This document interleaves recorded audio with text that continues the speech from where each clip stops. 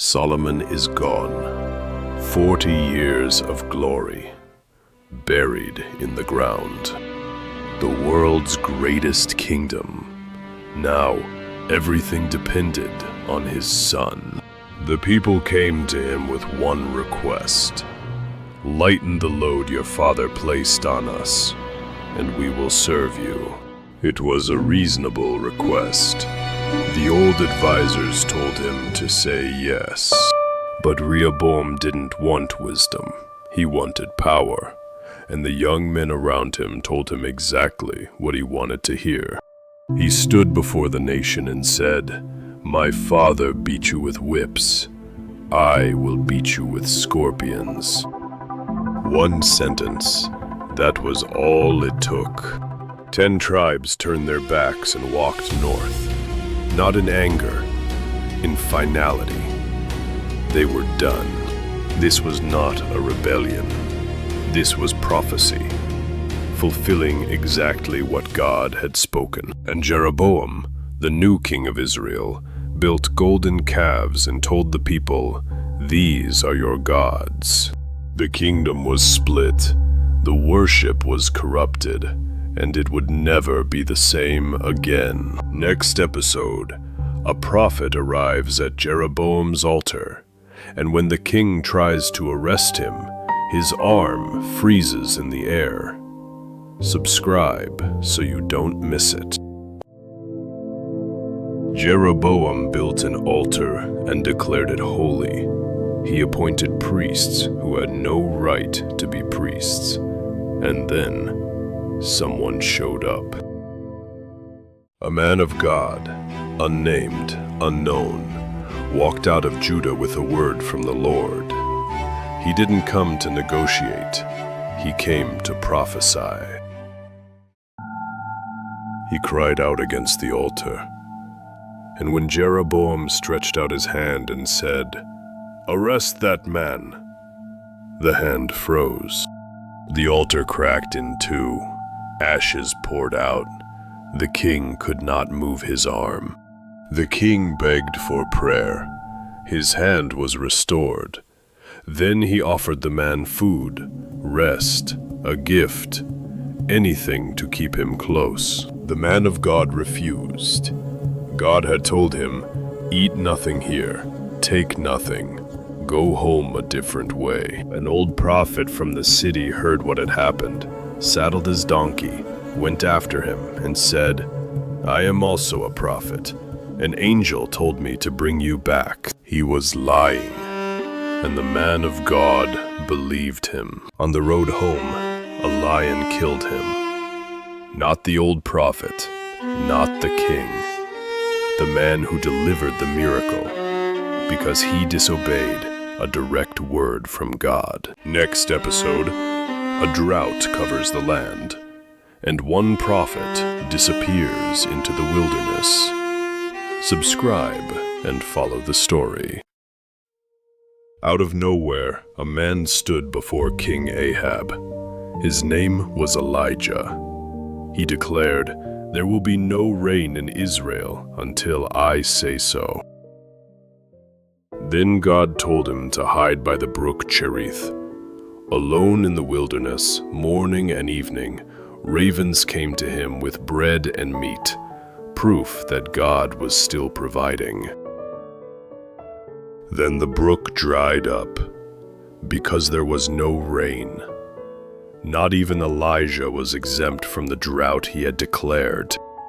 God said, "Go to Zarephath. A widow there will feed you." He found her gathering sticks to make a last meal for herself and her son. She had a handful of flour and a little oil. Then she was going to die. She made the bread, and the jar of flour was not used up. The jug of oil did not run dry. Day after day, it was always enough. Her son stopped breathing. She brought him to Elijah. He stretched himself over the boy and cried out to God. The boy breathed again. Next episode, Elijah comes out of hiding and he calls the entire nation to a mountaintop showdown. 3 years of drought, a nation was dying. Elijah faced King Ahab and declared, "Gather all Israel. Today the true God will answer." Mount Carmel, 450 prophets of Baal, 1 prophet of the Lord, 2 altars, 2 bulls, 1 rule: the God who answers with fire, he is God. The prophets of Baal cried out for hours. They danced, they bled, but no voice answered, no fire fell. Then Elijah mocked them. "Maybe your God is asleep." Elijah rebuilt the Lord's altar and drenched it with water again and again. He made the miracle impossible, so when the fire fell, only God could receive the glory. Let it be known that you are the one true God. Fire fell from heaven, consuming everything: sacrifice, stones, dust, and water. The people fell and cried, "The Lord, He is God." Elijah prayed, and rain returned. Next episode, after his greatest victory, his darkest day begins. One day after fire fell from heaven, Elijah fled. Queen Jezebel vowed, "By tomorrow you'll be dead." And God's fearless prophet collapsed in fear. Alone in the wilderness, Elijah sat beneath a tree and prayed, "It is enough, Lord, take my life." Then he lay down and slept. An angel woke Elijah. "Rise and eat." Bread from the fire and water gave him strength. Again the angel came. "Get up, your journey is not over." He walked for 40 days and 40 nights to Mount Horeb, the mountain of God, the same mountain where Moses had stood. A great wind tore the mountain apart, then an earthquake, then fire. God was not in any of them. After the fire, a still, small voice. God gave him a mission: 3 people to anoint, and 1 companion to walk beside him. His time alone was finished. Elisha left his oxen, ran after Elijah, and never left his side again. Final episode: Elijah's last walk, and a chariot of fire. Both of them knew Elijah was leaving today. Elijah told his apprentice 3 times to stay behind. Each time, Elisha said, "As the Lord lives, and as you live, I will not leave you." They came to the Jordan River. Elijah took his cloak and struck the water. It parted to both sides. They walked across on dry ground. What do you want from me before I go? A double portion of your spirit,